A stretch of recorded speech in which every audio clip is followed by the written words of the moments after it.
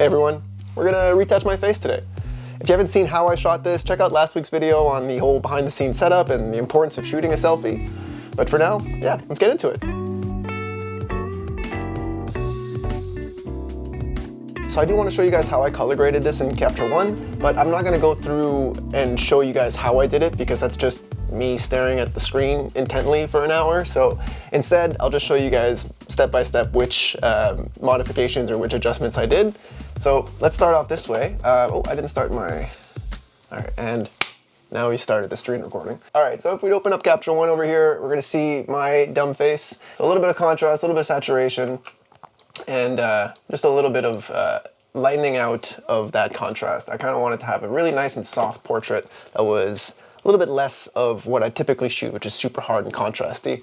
The whole point of a selfie, the whole point of self-portraits to me is to practice and to try something new. And at the same time, you know, you can brand yourself that way too, but it's nice to be able to showcase something different about yourself or about your skills. So in terms of like a little bit more intricate retouching that I did, I went in through individual colors. I changed the yellow of the background just to something a little bit more pleasing, a little bit more matchy to my skin tone. And I also went in on my levels, I believe. Yeah, so I went in on my levels here. So this is what it looked like before and after. So we'll zoom in a little bit here, and we're definitely going to be retouching some stuff over here. But until then, just for the color grade, I kind of removed some of the blues and pinks, and I made it all a little bit more warm and yeah, like I added some yellow and some orange in the shadows instead of the bluish that it was in the plate. So I just kind of changed the grade of the skin a little bit. It can be subtle, you know, if you can really tell what's going on, you probably went a little bit too far, unless you're going for something obviously thematic and stylistic. But if you're just trying to showcase skin tones, you can play a little bit with a little bit of color, but you want it to be pretty accurate and you want it to look pretty normal. So if you can look at the photo and it looks altered, you probably went too far. And yeah, I think that's pretty much it. I changed my white balance. I don't have any layers. No, I'm doing most of this work in Photoshop. So yeah, I think it was just a matter of getting the skin tone just right. Then it's gonna be some Photoshopping out of a bunch of the skin texture and a little bit of the apple itself to try to make it look even more perfect. So yeah, let's export this and go to Photoshop. All right, so part two, I break out the Wacom. Basically, we're just gonna go through some skin retouching. I'll show you kind of like the step-by-step process that I take in order to retouch skin. You know, this is for a dude, and it's gonna look a little bit different than if I was retouching, you know, a fashion model or something like that. But at the same time, it's gonna be pretty much the same. It's more or less the same steps that I go through. Without further ado, let's just do a copy of the background layer. And we're gonna start with some just general spot healing, which is, to me, a very important part, and it's the most tedious part, and that's why we use the pencil. So let's get into it. One of the things about spot healing is that it doesn't need to be perfect, because if you look at, you know, what it looks like after I'm done, it's not perfect. It's like, you know, you can still see some imperfections in the skin, but that's not what I'm going for. I'm going for, essentially when I do it in this order, because if you do this step in your frequency separation layers, which we're gonna get to in a bit, it just takes 2 steps. You have to do it in the texture layer and in the color layer. Whereas if I do it with spot healing, I can do it all in 1 step. And yeah, it's not perfect, but that's why I'm gonna go back in and adjust what I fucked up in the first part, in the frequency separation layer. Now, all honesty, I don't think I want to remove all of my beard. So we're just going to take that out. And I'm just going to fix the line instead. What did I do? Oh, this is just patchy, really? Oh, never mind. Maybe we will. I thought I removed that part and I'm like, man, it doesn't look that good. It's just actually just really patchy. That's why. All right, let's zoom back out here and just get rid of these longer hairs instead. We're gonna keep some of the stubble just to make it so that it doesn't. The thing is, if you're going for like perfectly smooth, then it has to be perfectly smooth. And if you leave, you know, one hair or whatever, it looks like shit. So you kind of have to find the balance of what you're trying to do. And like I said earlier, this is a dude, so I don't mind if he's a little bit unshaven, because if this is how I'm gonna be showing up on set, or if this is a representation of me, I kind of want it to be how I'm gonna show up on set. So I'm probably gonna have some stubble. I'm not gonna be perfectly clean shaven, so let's keep it this way anyway. My general rule of thumb when it comes to retouching out like beauty marks or skin tags or things like that, rule of thumb, but I say, if you woke up with it that morning, you probably don't need it in the photo. If it's not part of who you are, then you probably don't need it in the photo. If it's the summer and you got a shitload more freckles now for some reason, you maybe don't need it in the photo. But everything else, beauty marks and things that make you who you are, I'm gonna try not to remove them unless they're like, I don't know. For the most part, I try not to remove them. Sometimes I will, you'll catch me doing it, so that's why I'm trying to cover my ass, but for the most part, I try not to do it. Yeah, this is kind of gross. Sorry for sorry for this part, but I think if we zoom in more, then you almost can't tell what's going on. Sometimes when I get to an edge, so here there's like an edge between the dark and like a very contrasty edge, and I don't care to remove all of these little hairs anyway. That's not a big issue for me. So what I'm gonna do is I switched from J, which is like the spot healing, to S, which is the clone stamp. And essentially the clone stamp, you sample from one and you get the rest of the stuff, so you can kind of get away with edges a little bit better. I find sometimes the clone stamp or the spot healing doesn't work very well for edges because it's like making guesses and it doesn't work as well. You can also do this part in frequency separation, but I'm just gonna do it here and then I'm gonna go fix the errors in frequency separation. So yeah, it's like a two-step process, but who's in a rush, right? The thing is, it's like, it might look weird when you're staring at it, but when there's a whole photo to look at, you're not really, as long as it doesn't bother you, as long as it doesn't distract your eye, it'll probably be good enough. It doesn't need to be, like, this isn't a drawing, this is still a human being, so it doesn't need to be, without error. You just want to try to, like, direct the eye to the parts that are important. And for this case, my nose hairs are not important. So I'm gonna try to remove them, that's all.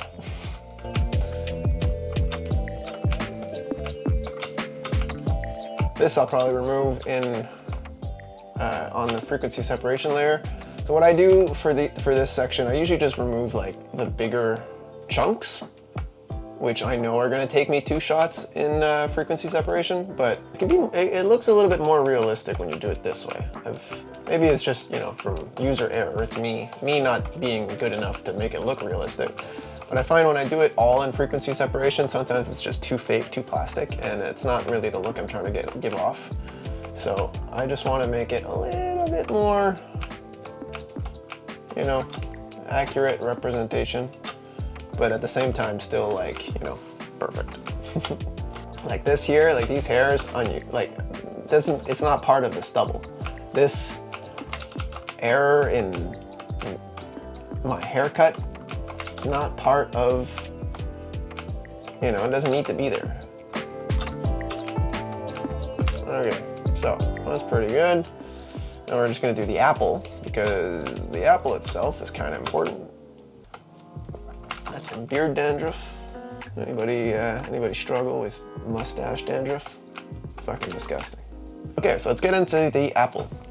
So I found this kind of funny while I was shooting it, but at the same time, there are some limitations to self-shooting and being in a living room. So one of those limitations for me was setting up another light stand with more flags and blocking out some more things. I knew I would have to retouch them out in Photoshop. But kind of funny, you totally see over here my 2 arms and the laptop and me triggering the photo, if you remember from last week's video. And then you can see the scrim that's above me and the first light that's here and the second one that's here.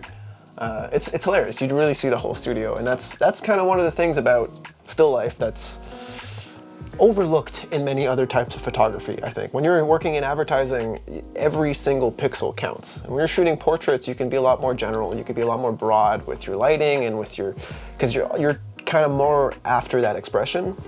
But still life is like, it's like, you know, every shot, like I said, every pixel is super important. And when you're shooting something that's hyper reflective and spherical like this, like a spoon, it's a nightmare. So it's a way to kind of flex your skills and show where you suck still at, or, you know, just like it exposes your flaws. So, you know, if I need to, you know, if I can do this all in camera, I will be happier than right now where I'm having to retouch out some of this area. So maybe one day I'll get a little bit better. I can still get the final result, I think, with Photoshop, and we'll see in like 10 minutes. But I think it's always better to get it in camera because then it's more real. It's an even more accurate representation. But let's just tweak it a little bit and try to make it a little bit more perfect.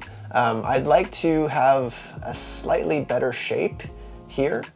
However, I do know that the shape is also because of the 3D-ness of the texture that's on it. So I can't be totally perfect because the apple itself is not perfectly round either, or at least the sugar coating that's on top of it. So let's just go back, spot heal, remove my laptop and my hands that are a little distracting because that should not be there. And we can do very rough for this one here because we're gonna go back in with the frequency separation layer for sure. And try to get these reflections just right. I originally thought I was going to remove the stick and just have it like the apple kind of like floating in front of my face, like that famous drawing. I decided not to. I don't know. I don't mind the stick. I think it's like perfectly straight. I don't mind it. I think it looks pretty good. So we're just going to keep that. I don't mind these little bubbles either. I don't like the cracks. So like this, I'm going to try to focus on or remove. Actually, let's just try it like this, but I think it'll be better off in frequency separation. One other thing too, if you're using spot healing, and you got like a big section that you want to remove all in a similar way, kind of like I just did with all of the stripes or the cracks, whatever. If you try to spot heal the whole thing at once, Photoshop will understand and be like, oh, okay, it's all of this. It's not just, whereas if you take like, you know, a 10% of it and 10% of it and 10% of it and 10% of it and keep making it, try to make guesses instead of one big guess, it'll be harder. So it's just better at it if you kind of select the whole thing and try to spot heal out all of it. I don't know. You might know this already. I don't know what you know so far. I don't know how much of a retouch expert you are. I don't know if I'm speaking on deaf ears here, but that's just going through my thought process, I guess. There are multiple ways we can change this highlight. It's not so bad. I don't mind it. I just kind of want this section here to be a little bit more even. So I think we're gonna try this one. We're gonna try liquefy and see what we can do. I'm gonna select just that part, zoom in, and we're gonna try to just kind of like morph it into the shape that I want it to be. It might not work, so we'll see. Well, it's just a trial here. You guys wanted to see more of the actual process of my editing, so this is kind of what it is. You know, there's some trial and error, there's some stuff I don't know if something's gonna work out, and then I try it again. I also sometimes use retouchers if I have the luxury to do so. But for a selfie like this, I think the whole point is to do it myself and practice and try new things. And if I'm just doing the exact same thing as I always would be, then there's no point in doing this selfie. So I think the whole point is to try something new and then to force myself into something that's uncomfortable or at least different and see if I can pull it off. A lot of photography is probably, you know, bridging the gap between what's in your mind or what's in the creative director's mind and, you know, making like a physical copy of it or a digital representation of what's in your mind. The better you are at bridging that gap in all of the different situations, the better photographer you'll be, even if that means editing. There we go, it's already looking a lot better. It's actually pretty good. You know what I mean? Like, look at that. That's already a lot better. I'm gonna fix the edge a little bit, and I'll try to make it mostly the same brightness. This is okay that it's less bright than the middle, because there's naturally gonna be a hot spot here, but I don't think it should be patchy around here where it clearly is going to a little bit more red, but I'll do that in frequency separation.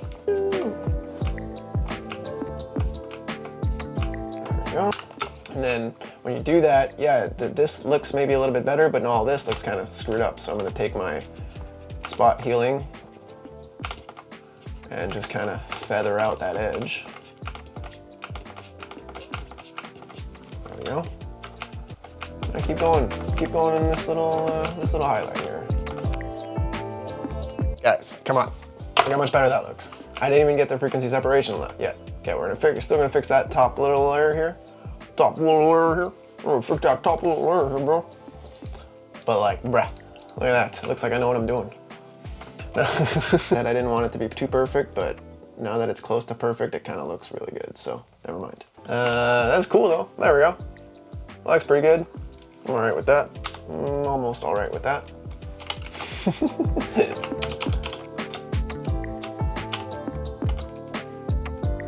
Guys, look how much better that looks. Cool. All right, that looks good. Whoa, too much. We're gonna get rid of this guy. Whoop, sorry. This glob is annoying, distracting, whatever you want to call it.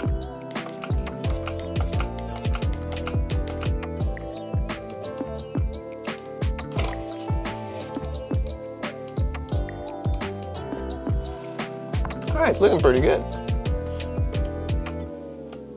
All right, so I just took a little break, took a pause from my eyes, came back, looked at it, and now we're gonna attack it again. I think it's also something that's important if you're retouching.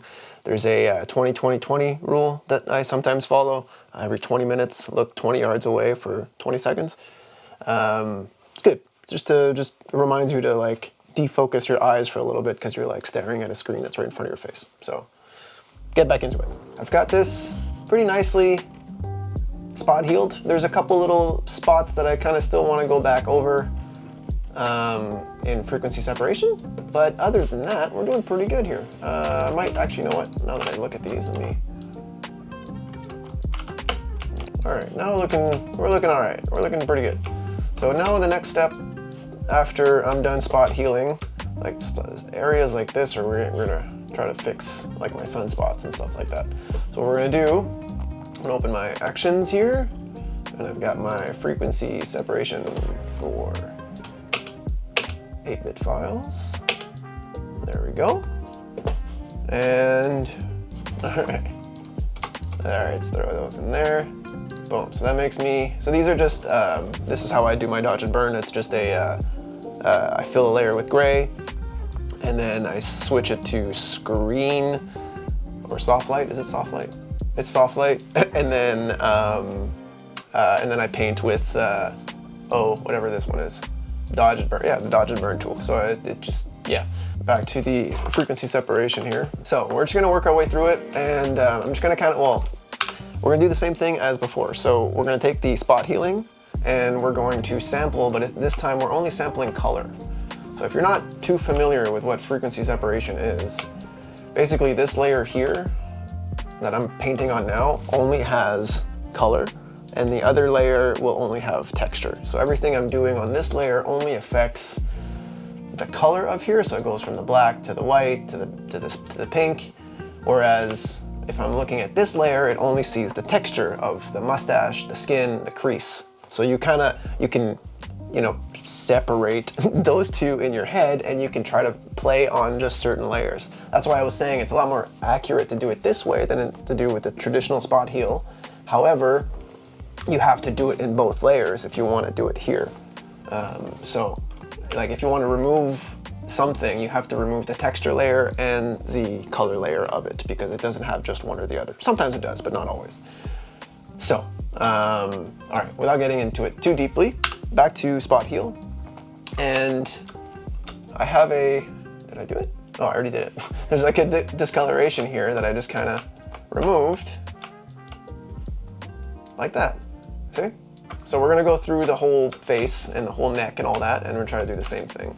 So I'm just kind of sampling from somewhere and creating a slightly different, more evened out shape. So this layer, I want it to be generally pretty flat and remove a lot of the contrast, because I'm gonna be adding it back in with the dodge and burn layer. What we're doing here really is just trying to make lines and make highlights and shadows more streamlined, more easy to follow, less jaggedy, you know, less going from highlight to low light to highlight. To achieve the contrast levels that I want to get, I usually just flatten out the image in the frequency separation layer, and then I'll add it back into the amount that I want, where I want, with the dodge and burn layer. So right now, like at the end of a dodge and burn layer, or at the end of a frequency separation layer, it shouldn't look like, honestly, it should look better unedited than like 80% of the way done. You know what I mean? It's all about baby steps. One of the other ways you can use frequency separation, or at least the easier way to use it, or the faster way, let's say, the quick and dirty way, would be to select something. So take the lasso tool, select, look at your feathering, make sure that it's not too hard edge or too soft edge. And again, and then go to your color layer, and then Gaussian blur. Let's just exaggerate. Let's just put it 25.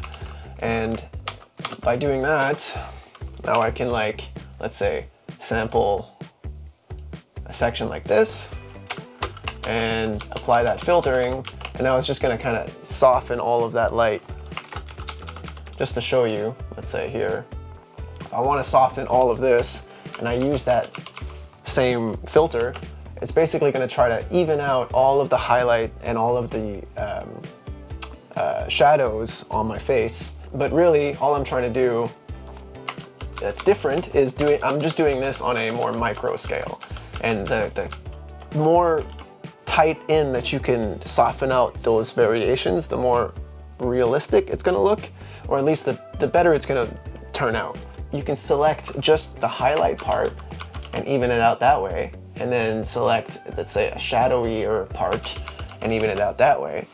But doing these two steps, like, you know, this as one and this as one, is going to be a lot less accurate than if you do like just this part and then just this part and then just this part and then just this part. So the more fine-tune you can go in, the tighter in you can go, the more realistic it's going to end up looking. But, you know, if you're going for like a porcelain doll look, then you can just, you know, soften out everything and then add a little bit of highlight and shadow in your dodge and burn and then call it a day.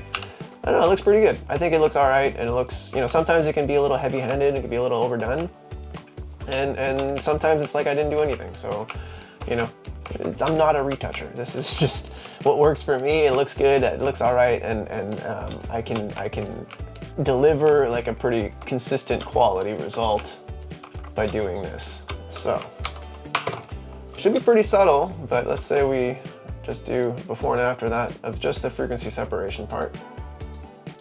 It's getting there, you know, there's definitely some, it's helping a little bit. I'm gonna do a little bit around my eyes and the forehead. Oh yeah, and I wanted to remove my unibrow. And then we'll do some dodge and burn, and we'll call it a day.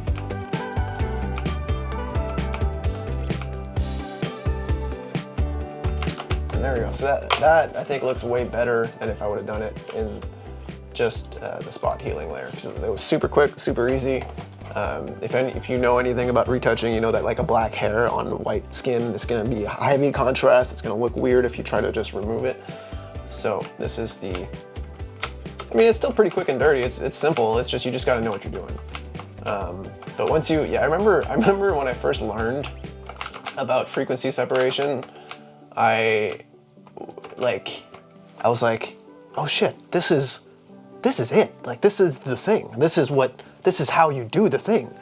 And it just blew my mind. It opened up so many doors for me, and I was just like, oh my God, that's how all of this happens. And I leaned on it a little bit too heavy, definitely. But to this day, it's definitely a very used piece of my arsenal, I guess. Like, it's a tool that I definitely use still to this day. Let me think, I went a little bit too far there.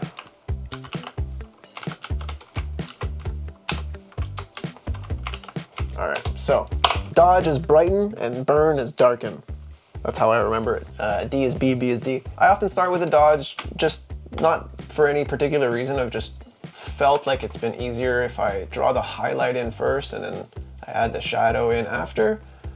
But, you know, your mileage may vary. You might feel differently about it. You might do a different, like, I'm no expert. I'm not formally trained. Everything I do is just self-taught, trial and error, and it's worked for me and it's worked for my clients.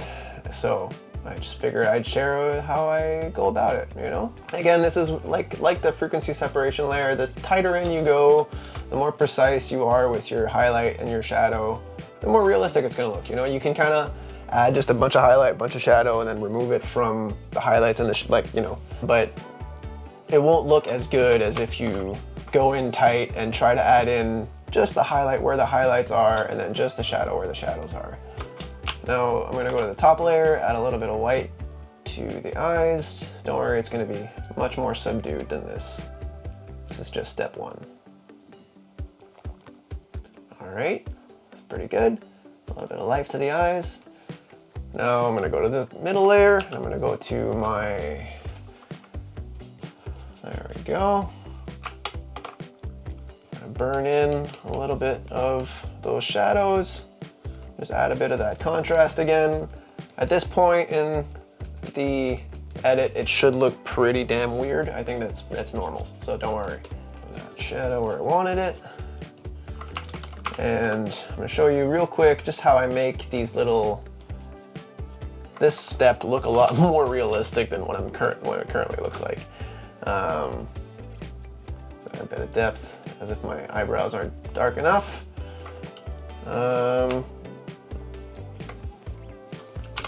Select some gray, just repaint out over here. The better it looks now, the better it will look.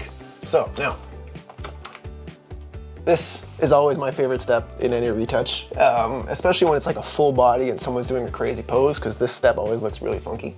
But essentially, we've got this, which is my dumb face, and just the highlights and just the shadows and just the eyes. So this was just the eye layer, just the shadows. Oh, I added this here for some reason, that's a mistake. And just the highlights. So what I'm going to do is I'm going to select and I'm going to Gaussian blur the majority of what's going on here, but not too much. I still want to show the lines and the depth and what I created, but I don't want to see like the brush strokes, you know, the individual strokes. So usually with the shadows, you can go a little bit more blurry because it doesn't need to be as precise. But I think with highlights, it should be pretty, well, not pretty, but a little bit more accurate or a little bit less fuzzy. I still want to be able to see the lines that I created. Not all of them, some of them. Usually in the face, you gotta be pretty precise because it starts to look real weird real fast. All right, we get it. You're there. Okay. Okay, so perfect. Now, already a lot better. Now, the last step that I like to do is I will open up this page. I just double click on the layer, and for the highlights, I'm going to press Alt or Command, or I don't know, I forget. You press one of the buttons and you separate these two at the bottom here, and I'm going to take the highlights out of basically the underlying layer that was darker. So I don't want any of the highlights in the section that's supposed to be like a shadow. That's essentially what I'm doing. And same thing in the shadow part, I'm gonna remove it from the parts that are supposed to be a highlight. And this is the section in which this is why I separate them with another layer here, because if the underlying layer is gray, which it is, and that gives me that perfect balance of I want the highlights only in the highlight part of the shot, and I want the shadows only in the shadow part of the shot. And there we go. So now I've got that, and that's still at 100% opacity, so we can still definitely tone this down. We're gonna go, whoops, cancel, what did I do? Just bring this down a little bit, bring the eyes down a little bit, and that's maybe a little bit too much still. Don't mind the eyes, but let's bring everything else down 20%, 25%, let's say. Boom. I might go back in and edit this a little bit more, but I think it looks pretty good so far. You know, we went from pretty gritty and rough and tough looking to just like perfect and smooth. And I kept just one bubble. I thought I'd keep a lot more of the bubbles, but I kept just one to remind you that, hey, this is real. And yeah, the skin looks all right. I might go back in and re-edit some of these things off camera, but anyway, I hope you guys like this. Let me know if you guys are into these longer format, editing, watching with me types of videos, or if you just want me to rile through as much information as I can in 5 minutes and call it a day. It was fun. I hope you guys enjoyed it, and yeah, I'll see you guys in a couple days.